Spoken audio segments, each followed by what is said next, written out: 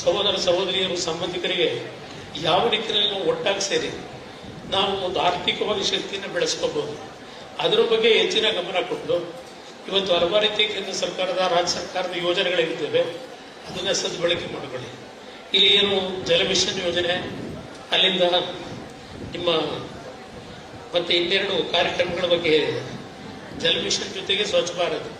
ನಾವು ಮಂಡ್ಯ ಜಿಲ್ಲೆಯಲ್ಲಿ ಬಹುಶಃ ಎಲ್ಲ ಕುಟುಂಬಗಳಲ್ಲಿ ಇವತ್ತು ನೀವು ಶೌಚಾಲಯಗಳನ್ನು ನಿರ್ಮಾಣ ಮಾಡಿಕೊಂಡಿದ್ದೇವೆ. ರಾಜ್ಯದಲ್ಲಿ ಹಲವಾರು ಪ್ರದೇಶದಲ್ಲಿ ಇವತ್ತು ಸಹ ನಮ್ಮ ತಾಯಿಗಳು ಸಾಯಂಕಾಲ 6 ಗಂಟೆ ಆಗಬೇಕು, ಇಲ್ಲ ಬೆಳಗ್ಗೆ 5 ಗಂಟೆಗೆ ಎದ್ದು ಹೋಗ್ಬೇಕು. ಅಂಥ ಪರಿಸ್ಥಿತಿಗಳು ಉತ್ತರ ಕರ್ನಾಟಕದಲ್ಲಿ ಇವತ್ತು ನೋಡಿದ್ದೇವೆ. ಮಂಡ್ಯ ಜಿಲ್ಲೆಯಲ್ಲಿ ಸ್ವಲ್ಪ ಸುಧಾರಣೆ ಆಗಿದೆ ಅಂತಕ್ಕಂಥ ನನ್ನ ಅಭಿಪ್ರಾಯ. ಜಲ ಮಿಷನ್ ಕಾರ್ಯಕ್ರಮ ಮುಖಾಂತರ ಪ್ರತಿ ಕುಟುಂಬದ ಮನೆಗಳಿಗೆ ನಲ್ಲಿ ನೀರನ್ನು ಕೊಡ್ತಕ್ಕಂಥ ಕಾರ್ಯಕ್ರಮ.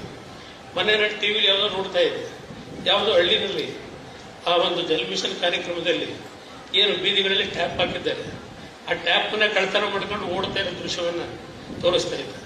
ಇವತ್ತು ಈ ರೀತಿಯ ಒಂದು ವಾತಾವರಣ ಏನಿದೆ, ತಾವು ತಮ್ಮ ಹಳ್ಳಿಗಳಲ್ಲಿ ಒಂದು ಸುರಕ್ಷತೆಯಿಂದ ಯೋಜನೆಗಳು ಇವತ್ತು ನಿಮ್ಮ ಕುಟುಂಬಗಳಿಗೆ ಬಳಕೆ ಆಗ್ತಕ್ಕಂಥ ರೀತಿಯಲ್ಲಿ ಬಳಕೆ ಮಾಡ್ಕೋಬೇಕು ಅನ್ನೋದು ಒಂದು ಭಾಗ. ನಂತರ ಇವತ್ತು ಹಲವಾರು ರೀತಿಯ ದೇಶದ ಪ್ರಗತಿಯನ್ನು ಕಾಣ್ತಾ ಇದ್ದೇವೆ. ಆ ಒಂದು ಪ್ರಗತಿಯನ್ನ ನಮ್ಮ ಹಳ್ಳಿಗಳು ಕಾಣಬೇಕು ಅನ್ನೋದು ನನ್ನ ಅಭಿಪ್ರಾಯ. ಆ ನಿಟ್ಟಿನಲ್ಲಿ ನನ್ನದೇ ಆದಂಥ ಒಂದು ಚಿಂತನೆಗಳಿದ್ದಾವೆ. ಆದರೆ ಒಂದು ಸಮಯದ ಅಭಾವ. ಇಡೀ ದೇಶದಲ್ಲಿ ನಾನೇನು ಪ್ರವಾಸ ಮಾಡಬೇಕಾಗಿದೆ, ನನ್ನ ಇಲಾಖೆಯ ಕಾರ್ಯನಿರ್ವಹಣೆಗೆ, ಜೊತೆಗೆ ಸ್ವಲ್ಪ ಆರೋಗ್ಯದ ತೊಂದರೆನೂ ಇದೆ, ಇನ್ನೂ ಸ್ವಲ್ಪ ದಿವಸ ಸಮಸ್ಯೆಗಳಿದ್ದಾವೆ. ಅದರ ಹಿನ್ನೆಲೆಯಲ್ಲಿ ನಾನು ಆರೋಗ್ಯ ಅಂತೇಳಿ ಕೂತಿಲ್ಲ. ಇಡೀ ದೇಶದಲ್ಲಿ ನೀವೇ ನನಗೆ ಆಶೀರ್ವಾದ ಮಾಡಿದ್ದೀರಿ, ನಿಮಗೆ ಗೌರವ ತರತಕ್ಕಂಥ ರೀತಿಯ ಒಂದು ಕೆಲಸವನ್ನು ನಿರ್ವಹಣೆ ಮಾಡ್ತಾ ಇದ್ದೇನೆ.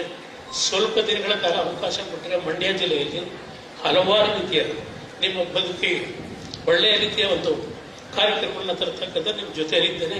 ನಿಮ್ಮ ಕುಟುಂಬದ ಒಬ್ಬ ಅಣ್ಣನ ತಮ್ಮನ ಅಂತಕ್ಕಂಥ ಭಾವನೆಯಿಂದ ನಾನು ಜಿಲ್ಲೆಯಲ್ಲಿ ಕಟ್ಟಿದ್ದೇನೆ. ನಿಮ್ಮೆಲ್ಲರಿಗೆ ಬಂದಂಥ ಒಳ್ಳೆಯ ಮಾಡಿ ಇರ್ತಕ್ಕಂಥ ಪ್ರಾರ್ಥನೆ ಸಲ್ಲಿಸಿ ನನ್ನ ಮಾತು ಮುಗಿಸ್ತೇನೆ. ಜೈ ಜಗನ್.